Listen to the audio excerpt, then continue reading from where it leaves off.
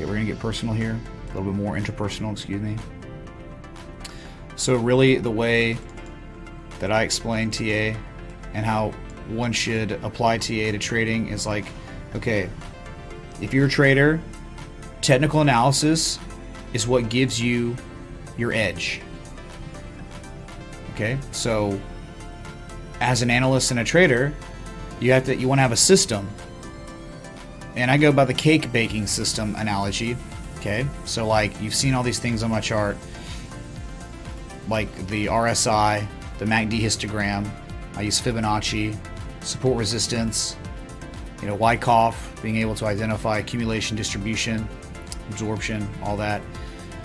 So when an asset is at a certain level, say it's just so high and just gone so far, often I'm looking for Fibonacci extensions. At the same time, I'm looking for like bearish divergence on not just one oscillator but two. I'm looking for a Bulkowski pattern like a rising wedge or something else, symmetrical triangle. Just depends. So I'm looking. So with the cake baking in the oven, okay, when you throw something in the oven, that is you taking a trade. So before you throw something in the oven, you want to have a bunch of different ingredients for your cake or your pie or whatever you're baking, which is trading for us. So like each variable that signifies to us from the market, from the charts that we read, signifying that it's going to go down, that's one variable, that's one ingredient, throw it in. Okay, so it's like bearish divergence on one oscillator. Okay, so bearish divergence on one oscillator. Okay, two oscillators, so that's two ingredients. That's like your flour and your milk. Okay, well, Bulkowski rising wedge pattern, boom, that's three. That's your flour. And then it's like 1618 fib extension, boom, throw it in. That's like vanilla extract. And then you've got like maybe a couple more. Overhead resistance historical from way back 10 years ago or something. All right, another one, throw it in. That's like your garlic. It's not garlic. It's just something that you would throw into the cake that I don't know about because I don't bake cakes for real ever. So when you have the ingredients in the bowl, and I think the bowl should be maybe the trend, like the overall trend, to where like if say all these variables are in a bowl, I don't know, like if you're in like a bear trend and you got like all these bearish, like it's run up in a bearish trend, and you've got all these coinciding variables in the bear trend, that means like that's the bull. Like normally you want to trade with the trend. The trend is your friend. So in an upsloping channel,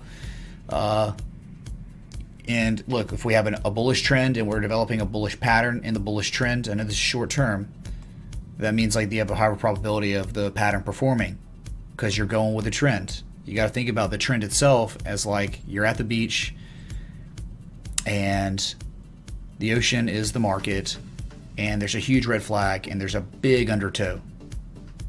You counter trend trading as like you going out and trying to fight the undertow. Like you can try and you might be successful here and there, but more than likely the undertow is too powerful, Mother Nature, and you're going to get wrecked. So once you have all the coinciding variables in the bowl, which is the trend, or bowl, whatever, baking thing, the tray, you put it in the oven, and then it's like, okay, now I need to know what temperature to put it on and time. So I guess that part of the analogy would be like your trading strategy. Like, why are you taking along here? Or where are you taking along? I'm taking it here. Why? All your coinciding variables are your argument for why you're taking a trade there. This is my stop loss. Okay, your stop loss is there. Why?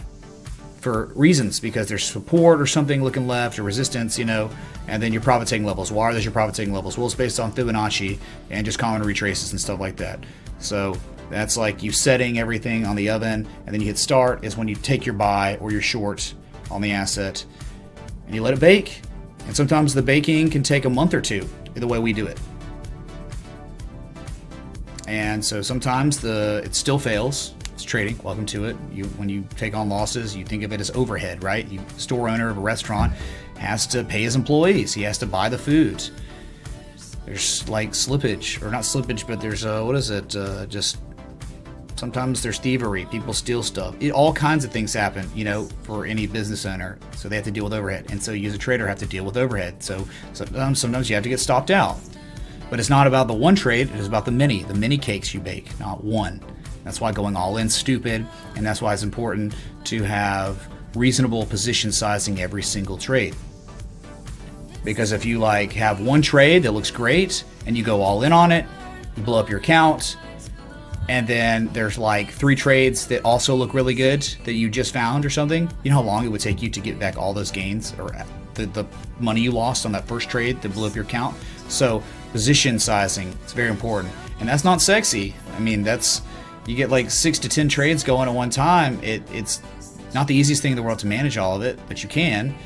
But say 2 trades are doing bad one day, but then like 3 or 4 trades are doing well, then 2 didn't do anything. Okay, you're having a good day. But it's like overall, they should play out in time, and not all of them though, right? So that's why, again, position sizing is important.